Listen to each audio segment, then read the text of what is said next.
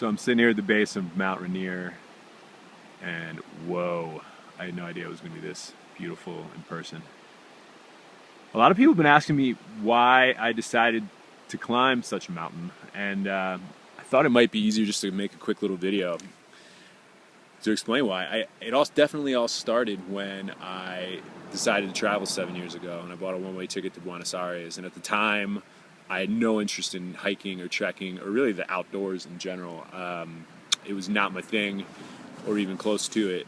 But everyone in South America was doing all these crazy treks, and I was like, what the hell? I was in Patagonia, I was in Torres del Paine. It was this famous, beautiful trek in like the tip of South America in Patagonia, and I was like, all right, let's give it a shot.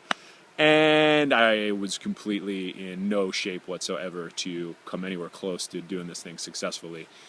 I was like 30 pounds heavier. I was just not healthy at the time. And I paid the price dearly. I tried to do like 20 miles with 60 pounds on my back in one day, and pretty sure I almost died. I don't know if I almost died, but it was bad. I remember at one point like praying to like Moses and Jesus and Buddha and Shiva and Muhammad and anyone that would possibly listen to help me get off this mountain without the use of a helicopter. And I made it. And something happened out there, though, despite the pain. It was just completely lit me up inside and just opened up this new thing in me. And I remember it took me like 5 days to recover in this hostel in Puerto Natales in Chile. And everything was a little bit different after that trip. I ended up doing a lot more trekking. I ended up doing this really bizarre, wild Bolivian Amazon trek with 5 other guys where we were rappelling down 100-foot cliffs in the middle of nowhere in the Amazon. I did the Inca Trail, the 5-day trip to pilgrimage to Mount Machu Picchu, which was amazing. I did a trek in the Colombian rainforest, where I got stung by a scorpion. That was pretty wild. I did a bunch of stuff in the Grand Canyon, and then it kind of all culminated 5 years ago for my 30th birthday when I decided to climb Mount Kilimanjaro. And I remember being on the top of Kilimanjaro. We had a really beautiful summit day, and just being able to like see the curvature of the earth. And it was just wild. I mean, I don't really remember being that high on life ever. And it was just amazing. And I moved to New York right after that, started my own business that I ran for a few years, and kind of got sucked back into the matrix, so to speak. The travel stopped, the trekking stopped. I wasn't anywhere near as happy as I was before.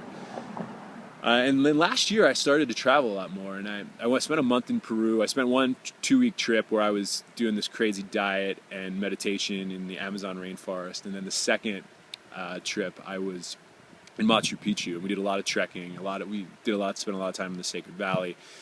But we climbed this mountain that's like adjacent to Machu Picchu called Putacusi. And it was literally the scariest thing I've done in my life so far. I mean, we were like hanging on the side of this cliff, like literally all we had was a cable. We were not roped in. There was like 15 of us. I was not the only one. And all these same sort of feelings came rushing back from when I was in Patagonia. You know, this thing opened back up again, and I realized like, whoa, I need to do a hell of a lot more of this. And Mount Rainier has just always been something that I've been really interested in. I have some really good friends that have done it as well. And it's different because you're really going up and over a glacier. You know, so this is the first technical climb I've ever done where you're going to be like roped into another team, where you're going to have crampons and pickaxes. So I have like a classroom day tomorrow, and then we also are doing a skill seminar up there where we're doing like crevasse rescue and like personal arrest, and like where if you're sliding you have to figure out how to like stop yourself from sliding.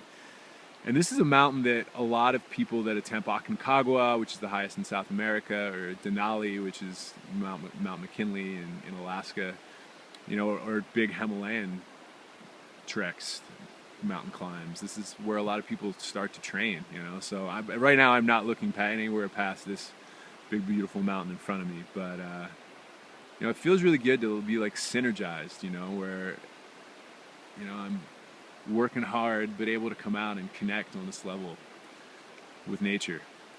And I know I need to get to the top. You know, the mountain is going to decide whether that's going to be possible, but I'm in the best shape of my life, and I'm just so incredibly grateful to have this experience ahead of me. And yeah, just so grateful.